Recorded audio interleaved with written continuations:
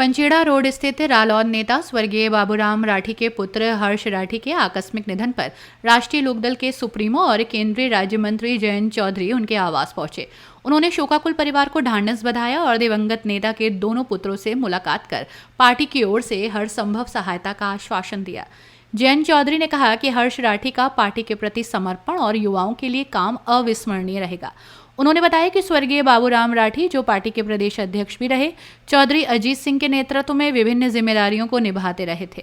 बाबूराम राठी के निधन के बाद उनके पुत्र हर्ष राठी ने संगठन में सक्रिय भूमिका निभाई और मुजफ्फरनगर जिले में युवा जिलाध्यक्ष के पद पर कार्य किया। जयंत चौधरी ने मीडिया से बात करते हुए बताया कि हर्ष राठी पार्टी के लिए एक मजबूत स्तंभ थे और वो व्यक्तिगत रूप से भी उन पर विश्वास करते थे। उनके असामयिक निधन से पार्टी को गहरी क्षति पहुंची है। उन्होंने परिवार से मिलकर उन्हें सांत्वना दी और विश्वास दिलाया कि पार्टी हमेशा उनके साथ खड़ी रहेगी। बातचीत के दौरान जयंत चौधरी ने हाल में देश के कई हिस्सों में आई बाढ़ को लेकर चिंता जाहिर की। उन्होंने बताया कि राष्ट्रीय लोकदल के सांसदों और विधायकों ने बाढ़ प्रभावित क्षेत्रों की मदद के लिए अपने वेतन का योगदान दिया। उन्होंने जानकारी दी कि पार्टी की ओर से राहत सामग्री भी रवाना की गई और केंद्र तथा राज्य सरकारें मिलकर इस आपदा से निपटने के प्रयास कर रही हैं। प्रधानमंत्री स्वयं इस विषय को गंभीरता से लेकर राहत कार्यों की निगरानी कर रहे हैं। विपक्ष की चुनावी रणनीतियों पर बोलते हुए जयंत चौधरी ने कटाक्ष किया और कहा कि जो लोग पहले से ही वोट चोरी का मुद्दा बना रहे हैं, वे खुद मान चुके हैं कि वे चुनाव नहीं जीत सकते। उन्होंने कहा कि बाढ़ के समय बाढ़ की और जनता की समस्याओं की बात होनी चाहिए। जयंत चौधरी ने कहा कि पंजाब, हिमाचल, उत्तराखंड और उत्तर प्रदेश के कुछ हिस्सों में बाढ़ से जानमाल का भारी नुकसान हुआ। सरकार प्रभावित लोगों की मदद के लिए मैदान में उतर चुकी है और उचित मुआवजे की प्रक्रिया भी जल्द शुरू की जाएगी। मंत्री जी मुजफ्फरनगर पहुंचे हो, बताइए। देखिए, हमारे एक बहुत ही परिवार, पुराना परिवार जो पार्टी के लिए समर्पित रहा है। बाबूराम राठी जी हमारे दल के अध्यक्ष रहे, विभिन्न पद को, कार्यभार को उन्होंने संभाला। चौधरी अजीत सिंह जी के साथ उन्होंने काम किया था। उनके बाद, उनके निधन के बाद उनके सुपुत्र हर्ष राठी बहुत सक्रिय भूमिका में रहे। युवाओं के हित के लिए उन्होंने काम किया, प्रयास किए। पार्टी संगठन में जिम्मेदार पद पे रहे, यहाँ जिलाध्यक्ष रहे यूथ, और खूब मेरा उनके एक घनिष्ठ संबंध रहे।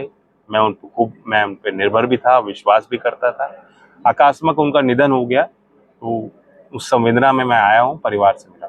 मंत्री जी, बाबा बागेश्वर के द्वारा बयान दिया गया है, उन्होंने कहा कि अगर वे हिंदू राष्ट्र बनाने की मांग करें। मैं बागेश्वर जी के उस पर ना मैं बयान का संज्ञान लेता हूँ, ना कोई जवाब। मंत्री जी, बाढ़ पीड़ितों के लिए आपने सभी विधायक हैं, बहुत छोटा सा प्रयास है जी, और एक सांकेतिक प्रयास है, और गांव-गांव में लोग जो है, जो अपने स्तर पे जिसमें जो सामर्थ्य है उस हिसाब से योगदान भी दे रहे हैं। अभी कुछ यहाँ से जो है सामग्री हमने रवाना की है शामली जिले से।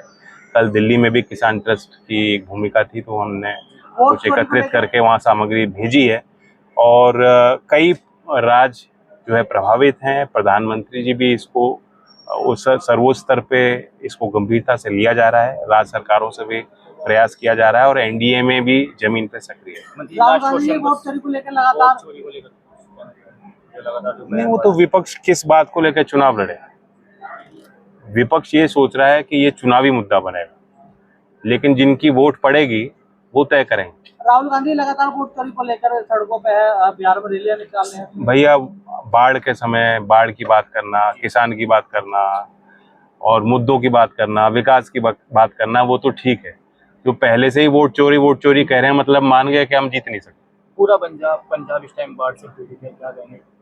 पंजाब, हिमाचल, उत्तराखंड, कई राज्य बाढ़ प्रभावित हैं। उत्तर प्रदेश के भी कुछ क्षेत्रों में नुकसान हुआ है। तो सरकारें से जो है जमीन पे जो मुआवजे तो बात की बात है, अभी तो मदद की जरूरत है। जान माल का जो नुकसान हुआ है उसकी भी पूर्ति संभव नहीं होती, लेकिन जो भी संभव प्रयास है सरकारें लेंगी, निर्णय लेंगी। शिक्षकों के सम्मान की बात है, बिल्कुल डिग्निटी होना चाहिए। जिस देश में 90% काम हाथ से है, उसमें जो हाथ में जो कारीगर है, मैकेनिक है, इलेक्ट्रिशियन है, प्लम्बर है, ड्राइवर है, उनके काम में डिग्निटी होनी चाहिए।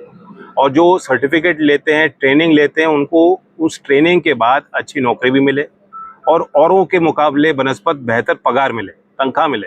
बाबा बागेश्वर ने कहा, अगर वे जाए हिंद की बात, आप घूम के वहीं आ गए भाई। भगवान हिंद की बात करेंगे तो भगवान हिंद की बात करें, क्या कहेंगे? नहीं, कुछ नहीं, मैं कुछ नहीं कहूंगा उनकी बात। ठीक है, धन्यवाद। आपके एमपी साहब, आपके क्षेत्र में बाढ़ आ रही है, उसको लेकर क्या व्यवस्था आपके द्वारा की गई है?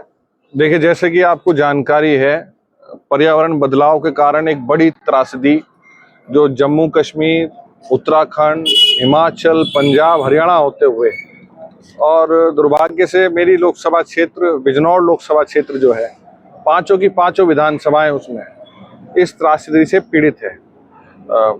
और अभी लगातार सबसे पहली प्राथमिकता बचाव की है कि जान माल का कोई नुकसान ना हो। जो लोगों के घर उजड़े हैं उन्हें वैकल्पिक व्यवस्थाओं में घर मिले, जिनको खाने की और दवाइयों की आवश्यकता है उन तक खाना और दवाई पहुंचे। तो फिलहाल ये प्राथमिकता हमारी जान माल के नुकसान को कम करने। आपके द्वारा वेतन भी दिया गया था। देखिए, हमारे नेता आदरणीय जयंत चौधरी जी के दिशा निर्देश पे हमारे नेता, मुझे गर्व है अपने नेता पे, हमेशा से वो संज्ञान लेते हैं जब जनता त्रस्त होती है या कहीं उनकी आवश्यकता होती है। उसी क्रम में आदरणीय चौधरी साहब ने आह्वान किया था कि सभी सांसद विधायक अपनी वेतन बाढ़ पीड़ितों के लिए जो है देंगे। तो मैंने उसमें अपने नेता का निर्देश मानते हुए, क्योंकि इस क्षेत्र में भी पीड़ा लगातार मैं देख सकता हूँ, एक बहुत छोटा सा अपना सहयोग की शुरुआत करी है और मुझे आशा है ये सहयोग हम सब मिलके इसे पूरा कर पाएंगे। ये मानव इतिहास में अब तक की सबसे बड़ी पीड़ा है जो हम सभी को झेलना पड़ रहा है। एमपी साहब, आगे के लिए क्या रोकथाम की जाएगी पानी को रोकने के लिए? देखिए, बाढ़ का बचाव उस समय नहीं कर सकते जब वो आ जाती है। बाढ़ का बचाव पूरे साल मैनेजमेंट किया जाता है। उसी क्रम में मैं कहना चाहूंगा, मीरापुर से मैं विधायक था और आज कहीं ना कहीं पांचों विधानसभाओं में इस लोकसभा की देवल क्षेत्र, रामराज क्षेत्र में कम से कम हानि हुई है, क्योंकि समय रहते वहां तटबंधों का निर्माण कर लिया गया था। पिछले वर्ष ही हमने तैयारी कर ली थी। तो ऐसी मुझे आशा है इस मीरापुर मॉडल के अनुसार कि तैयारी पहले करनी पड़ेगी, पूरे साल करनी पड़ेगी, ना कि जब सर पे आके समस्या खड़ी हो जाए, जब बचाव करना मुश्किल हो जाता है। पुरकाजी क्षेत्र में काफी नुकसान है। देखिए, पुरकाजी तटबंध की मांग को लेके आदरणीय अनिल कुमार जी, आदरणीय जयंत चौधरी जी के नेतृत्व में मैं, मंत्री जी सब मिले थे CR पाटिल जी से, और मैं विश्वास दिलाना चाहता हूं प्रदेश सरकार के साथ साथ केंद्र सरकार को समायोजित करते हुए लगभग 125 करोड़ का प्रोजेक्ट है। इस वर्ष हर हालत में पूरी मेहनत के साथ उसे पूरा कर लिया जाएगा, चाहे केंद्रीय मंत्री CR पाटिल जी से मिलना हो, चाहे प्रधानमंत्री से भेंट करनी पड़ी, पर अपने क्षेत्र को, पुरकाई क्षेत्र को, क्योंकि उसी से लगा हुआ मजलिसपुर, तौफीर का, खैर नगर का, महाराज नगर का हमारा क्षेत्र, जब तक सोलानी पे तटबंध नहीं बनेगा इस क्षेत्र को भी, शुक्रतीर्थ क्षेत्र को भी राहत नहीं मिलेगी। ये दोनों विधानसभाओं का जनपद मुजफ्फरनगर के लिए महत्वपूर्ण मुद्दा है। अपनी राय हमें कमेंट में जरूर बताएं और ऐसे ही लेटेस्ट अपडेट्स के लिए हमारे चैनल रॉयल बुलेटिन को लाइक, शेयर और सब्सक्राइब करना ना भूलें।